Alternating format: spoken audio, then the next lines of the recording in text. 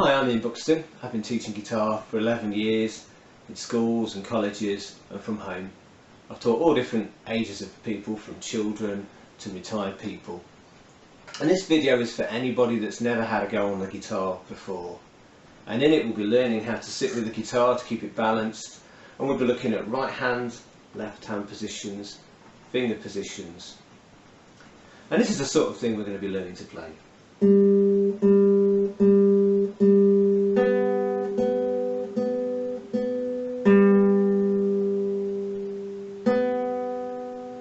Getting used to plucking the strings with a rhythm.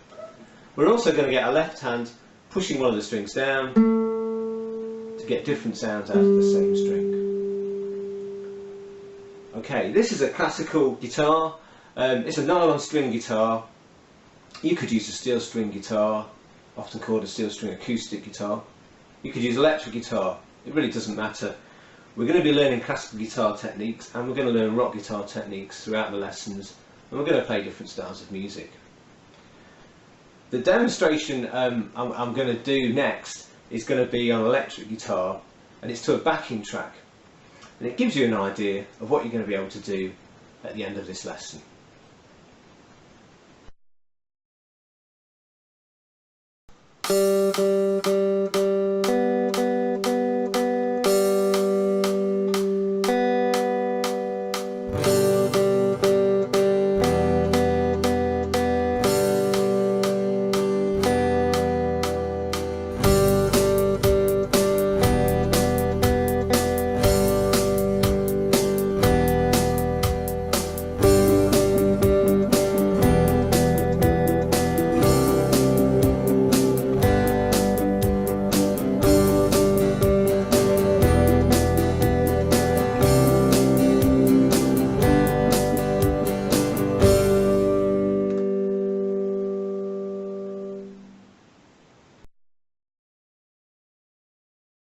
Okay, so this is a good sitting position for playing the guitar. I'm sitting on the edge of my chair, I've got a straight back. My guitar's at a slight angle so I can see what I'm doing. When we sit in chairs, our backs tend to go on the back of the chair like that. If you look at my wrist when I'm in that position, there's going to be a real strain on that wrist over time if I'm playing like this. And then we start to try and look over the guitar, and of course we're really twisting the back there. So by sitting straight upright, we take the strain off the wrist and the back. Next I'm going to be sitting on a stool that's too high to show you what to do if you have that problem. Okay, so I'm deliberately sitting on a stool that's too high. This could be a chair. This is really common in schools for kids. Normal school chairs, if they're about 7 or 8, this will be happening because the chair's just too high for playing the guitar. So we could use a guitarist footstool. Doesn't have to be a guitarist footstool. They fold up flat. Anything you can put under the foot just to bring it up to the right height. And now my leg's parallel with the floor and my guitar's not going to slide off anywhere.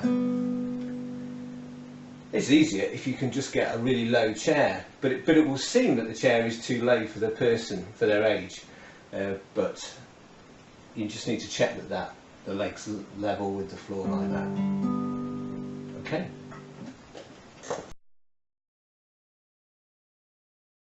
So I'm just going to show you how to do a free stroke on the guitar. It's quite natural. We rest our thumb on this string here, and then we're just gently plucking the strings. We call this the I finger for index finger.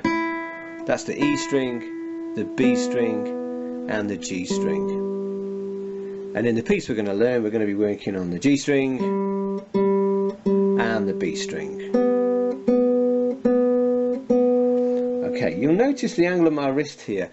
I've not got my wrist resting on the guitar, it's off the guitar. And my arm's just naturally resting so that my hand ends up right over the sound hole. And that's a good comfortable playing position, and that helps us to balance the guitar. So I'm not using this hand to balance the guitar at all. It's just sat there on my knee. So do try and keep that playing position. Don't fall into that habit.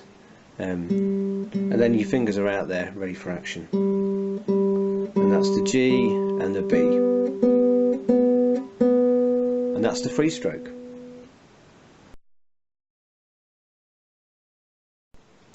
This is the G string, this is the B string, and we're going to do that with a count. So if you count along with me after 4, 1, 2, 3, 4, 1, 2, 3, 4, 1, 2, 3, 4, 1, 2, 3, 4, 1, 2, 3, 4.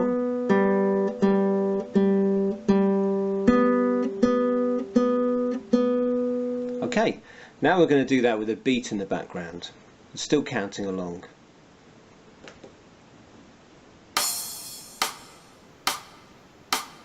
One, 2, 3, 4. 1, 2, 3, 4. 1, 2, 3, 4. 1, 2, 3, 4. 1, 2, 3, 4.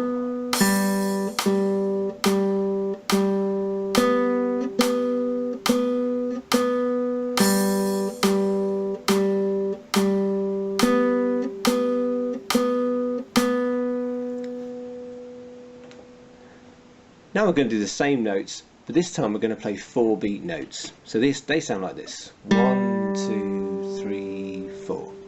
We're going to do G's and B's just like we did before. Okay?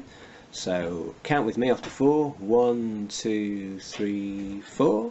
1, 2, 3, 4. 1, 2, 3, 4. 1, 2, 3, 4. 1, 2, 3, 4.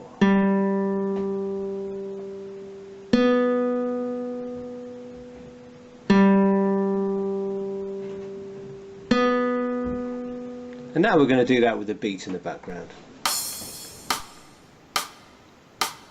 1, 2, 3, 4. 1, 2, 3, 4. 1, 2, 3, 4. 1, 2, 3, 4. 1, 2, 3, 4.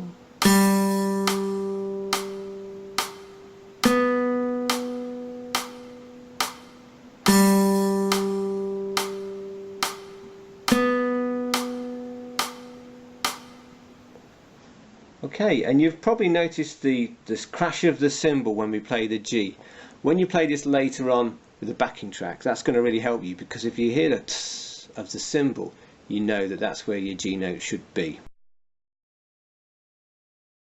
So we're now going to do 1 beat and 4 beat notes with a plectrum instead. That's how we normally hold the plectrum. If you have a lot of the plectrum out like that, then if you start strumming with that, that's pretty quickly going to fall out of your fingers. And if you held it like that, then you've not got much plectrum to hit the strings with. So about halfway down the plectrum's a good hold for it. Hopefully you can see that. Okay, and just have a go first of all. It's quite a natural movement, plucking the strings. We're plucking down. And there's like a little rolling movement there as we hit the strings. Okay, so once you've had a little go at that, you might want to stop the video to do that, and then we're just going to start playing along with the beat. So first of all, we're going to do the 1 beat notes.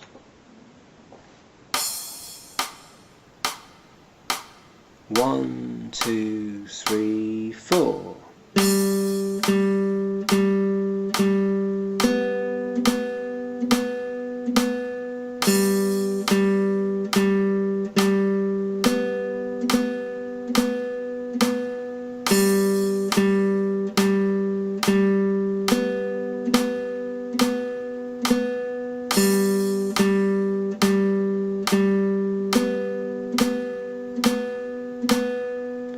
Okay, now we're going to do 4 beat notes. So I'll just count you in, but do keep counting along until you feel you don't need to.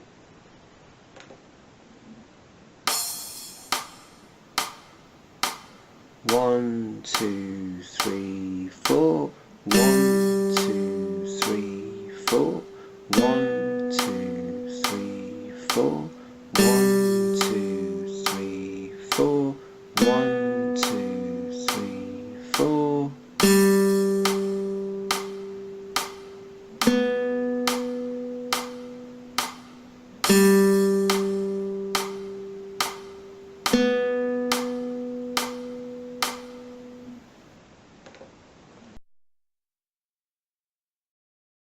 so now we're going to use those notes with the backing track, and we're going to mix it up a little bit. So we're going to do the 1 beat notes, and then the 4 beat notes, and then back to 1 beat notes, and then 4 beat notes. And as you do that, you'll hear more drums come in and more guitars come in, and it may get a little bit harder, and you might need a bit of practice with this video, you know, to get the hang of it. So we'll get the backing track on and see what we can do.